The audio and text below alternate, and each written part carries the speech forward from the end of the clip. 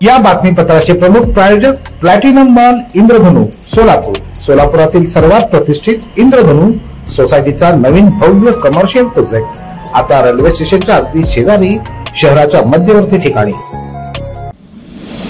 दर्शक हो, आता पाहूयात अत्यंत खळबळजनक बातमी।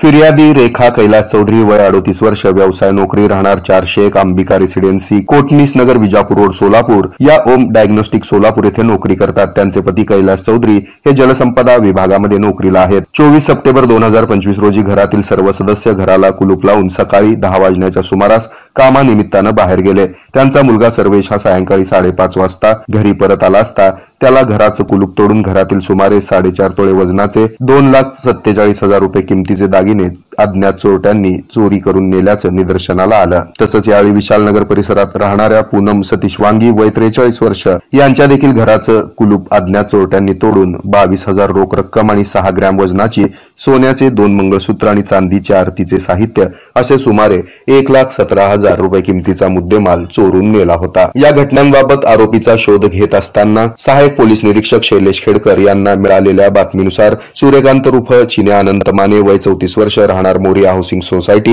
वेताळनगर, चिंचवड, पुणे हा पिंपरी चिंचवड पुणे येथे असल्याची माहिती मिळाली। त्याप्रमाणे त्याला पिंपरी चिंचवड पुणे येथून अटक केली। तसंच दुसरा आरोपी राम उर्फ रामजाने लक्ष्मण क्षीरसागर वय 35 वर्ष, राहणार मुक्काम पोस्ट वाघोली, तालुका कळंब, जिल्हा धाराशिव याला गुन्ह्याच्या तपासात अटक केली। या दोन्ही आरोपींना माननीय न्यायालयानं न्यायालयीन कोठडी मंजूर केल्यानंतर आरोपींनी त्यांच्या वकिलामार्फत माननीय न्यायालयात जामीन मिळण्याकरिता रीतसर अर्ज केला होता। गुन्ह्याचे तपास अधिकारी सहाय्यक पोलीस निरीक्षक शैलेश खेडकर यांनी हे रेकॉर्डवरील सराईत गुन्हेगार असून त्यांच्यावर देखील घरफोडी, जबरी, चोरीचे यापूर्वी पुणे, सातारा, सोलापूर, पिंपरी चिंचवड येथे सुमारे 28 गुन्हे दाखल असल्याची माहिती दिली।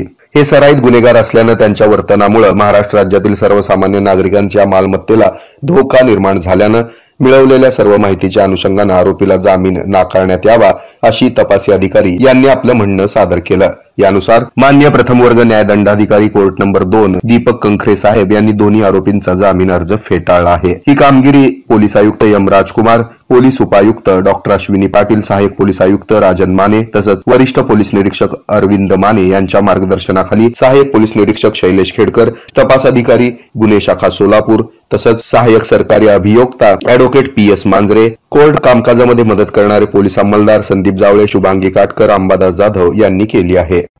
हे आहे मेट्रोकास्ट केबल नेटवर्क आणि आपण पाहत आहात द न्यूज प्लस बरच काही।